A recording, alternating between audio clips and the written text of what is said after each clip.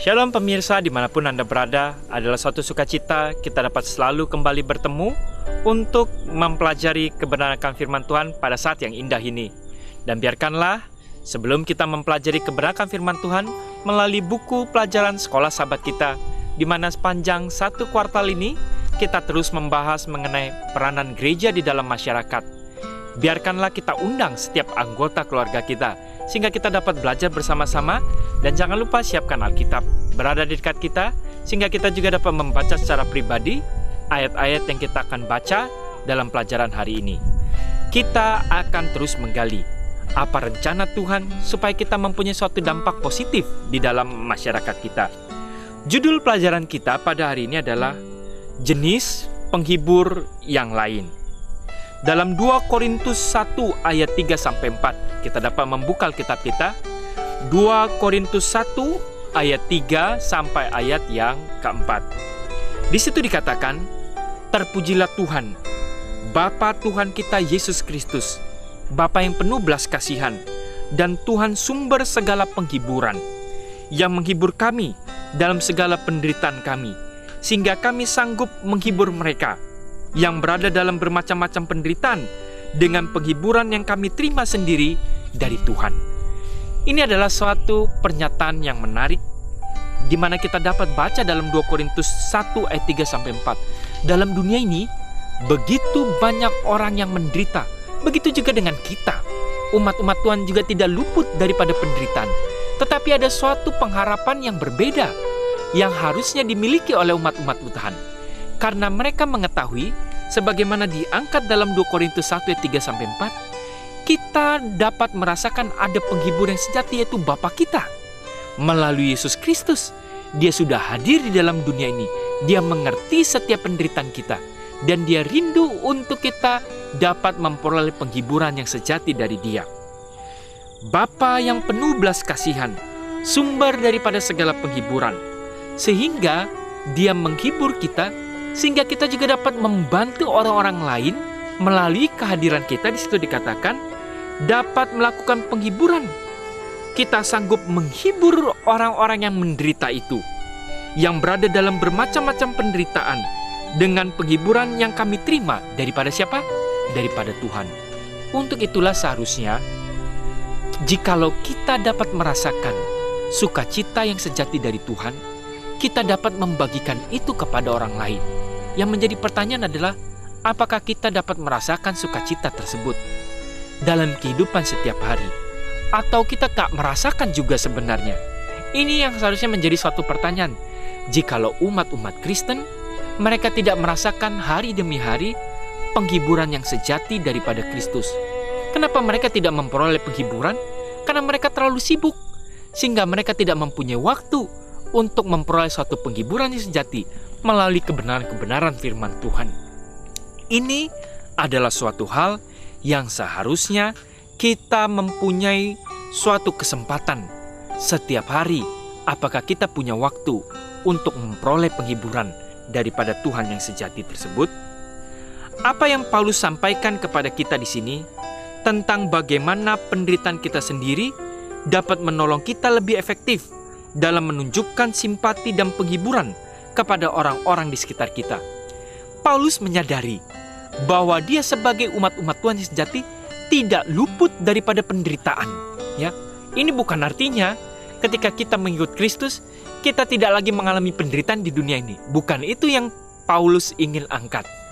Selagi kita hidup dalam dunia yang sudah berdosa ini, kita hidup dalam keadaan yang masih terus mengalami berbagai macam penderitaan. Tapi artinya bukannya kita tidak terlibat. Satu kunci sejati yang paling bahagia yang Tuhan berikan, jikalau kita ingin berbahagia sesungguhnya, walaupun kita dalam penderitaan, kita mau melibatkan Kristus agar kita dapat menolong orang lain. Dan disitulah letak kebahagiaan yang sejati. Bagaimanakah kita mengalami kenyataan dari kata-kata dalam kehidupan kita sendiri? Ya, ini adalah suatu kesempatan yang Tuhan mau pakai. Apakah kita di tengah penderitaan kita menutup diri dan kita tidak mau berbagi terhadap orang lain, sehingga kita merasa hanya kita yang harus dibantu, tapi kita tidak mau membuka kesempatan di tengah penderitaan kita, malah kita terlibat langsung untuk membuka diri kita sebagai satu sarana berkat untuk menolong orang lain. Ini mungkin unik. Loh, saya aja menderita, kenapa saya harus terlibat untuk membantu orang lain? Tetapi ini adalah tips yang Paulus ingin angkat. Di tengah penderitaan kita, Tuhan dapat pakai kita untuk menjadi saluran berkat kepada orang lain. Kata menghibur itu berasal dari kata Latin, yaitu com, bersama dengan, dan fortis, yaitu adalah kuat. Sebagaimana Kristus menguatkan kita dalam penderitaan kita, kita boleh meneruskan kekuatan ini kepada orang lain. Ya, ini adalah suatu berkat untuk menjadi penghibur di tengah penderitaan kita. Kristus akan mengalirkan kekuatan untuk kita menjadi berkat kepada orang yang menderita. Kita dapat meneruskan kekuatan ini kepada orang-orang yang berada di sekitar kita, sebagaimana kita telah belajar dari penderitaan yang kita alami. Ya, penderitaan-penderitaan ini adalah suatu proses pembelajaran untuk kita selalu bergantung sepenuhnya kepada Tuhan, dan bukannya menjadi suatu hal yang penuh dengan persungutan, tetapi kita ganti untuk suatu kesempatan belajar, dan kita akan mengucap syukur dalam segala hal. Sebagaimana kita telah belajar dalam pengalaman-pengalaman setiap hari, ini akan menjadi efektif ketika kita memberikan suatu solusi jalan keluar kepada orang lain yang berada di sekitar kita. Gereja secara umum memiliki anggota yang menderita, dan anggota yang menderita ini janganlah hanya sekedar menderita, tapi harus diganti menjadi anggota yang menghibur. Ya, walaupun kita hidup di tengah penderitaan, tapi kita harus merubah suatu konsep sebagaimana Kristus yang ajarkan. Kita harus menjadi anggota-anggota yang menghibur walaupun berada di tengah penderitaan. Kombinasi ini dapat mengubah gereja Anda menjadi suatu rumah yang penuh dengan perlindungan. Sebagaimana Bilangan 35. Kalau ada waktu, ambil Alkitab kita, baca buku Bilangan 35. Kita akan menjadi suatu kota perlindungan, yaitu umat-umat Tuhan yang mau melakukan penghiburan kepada orang-orang di sekitar kita. Dan ini disebut dalam Bilangan 35 adalah suatu kota perlindungan. Atau sebagaimana Yeskiel menuliskan dalam Yeskiel 47 ayat 1-12. Umat-umat Tuhan itu harus seperti sungai yang memberikan kesembuhan, atau sungai yang memberikan air kehidupan. Yeskiel 47 ayat 1-12.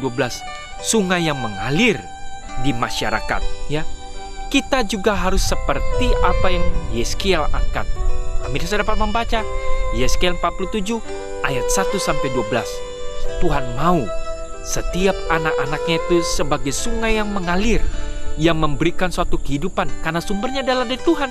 Tuhan adalah air hidup, dan kita mau mengalirkan berkat-berkat kehidupan tersebut di tengah penderitaan juga yang kita alami. Tapi kita menjadi suatu sumber penghiburan atau sumber berkat Tuhan tersebut. Banyak tips di dalam masyarakat yang dapat kita lihat untuk menunjukkan simpati atau penghiburan. Dan di sini ada beberapa saran. Mungkin kita dapat membacanya dan kita dapat mempraktekannya. Salah satu tips ketika kita mau menjadi sebuah saluran berkat untuk memberikan penghiburan, biarkanlah penghiburan kita itu murni.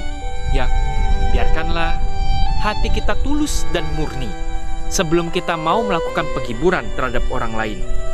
Dan dalam waktu memberikan penghiburan, mendengar lebih banyak seharusnya menjadi peran daripada kita berbicara. Ya, kalau kita mau menghibur, kita harus jauh lebih banyak mendengar daripada berbicara. Pastikan bahasa tubuh kita memperkuat upaya kita untuk bersimpati dan menghibur. Ya, kita gunakan bahasa tubuh daripada kita hanya sekedar banyak bicara. Karena biasanya orang yang sedang mau dihibur tidak terlalu membutuhkan banyak bicara dari perkataan-perkataan kita.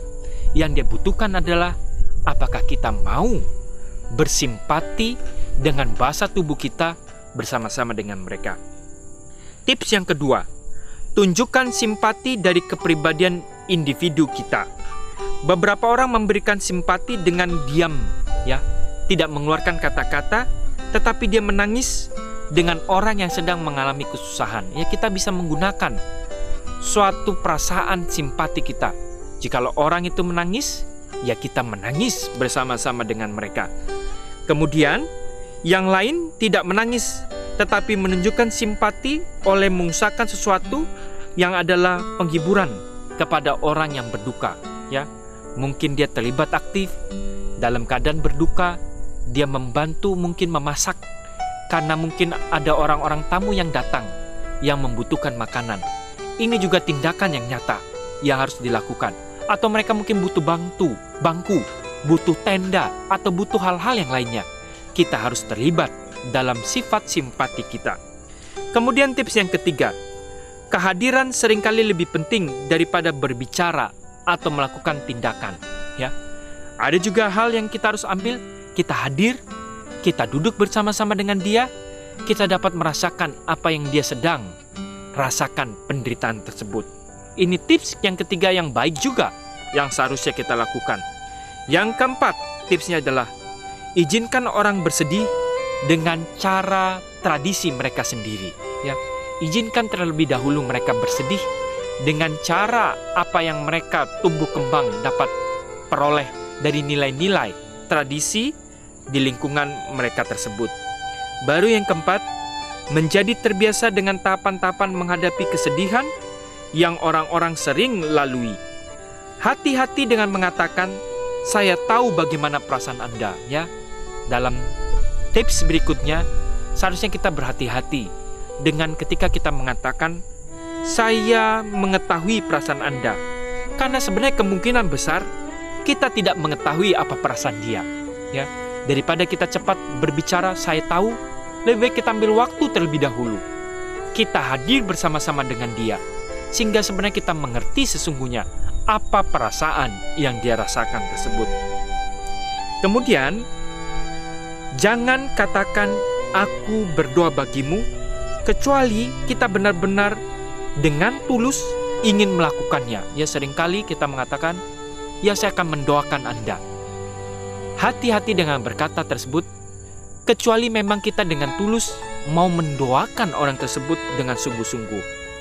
Dan jikalau kita mau berdoa, janganlah kita berdoa dengan terburu-buru. Kemudian kita bagikan janji-janji berkat Tuhan untuk menguatkan orang yang sedang menderita tersebut. Ya, jadi kalau kita mau berdoa, berdoalah dengan sungguh-sungguh. Kemudian bawakanlah janji-janji berkat Tuhan untuk menguatkan orang tersebut. Dan hal yang terakhir, seharusnya kita dapat membentuk kelompok-kelompok pendukung hal seperti ini di dalam lingkungan jemaat di mana kita ada, sehingga gereja kita mempunyai suatu dampak yang positif di dalam masyarakat. Karena banyak anggota-anggota masyarakat di mana kita tinggal sebenarnya mengalami hal-hal yang nyata seperti ini setiap hari, dan mereka membutuhkan peran nyata daripada kita. Dan biarkanlah jenis penghibur yang lain yang Yesus mau sampaikan adalah seharusnya kita melalui kuasa Roh Kudus kita menjadi penghibur-penghibur di dalam lingkungan masyarakat di mana kita tinggal.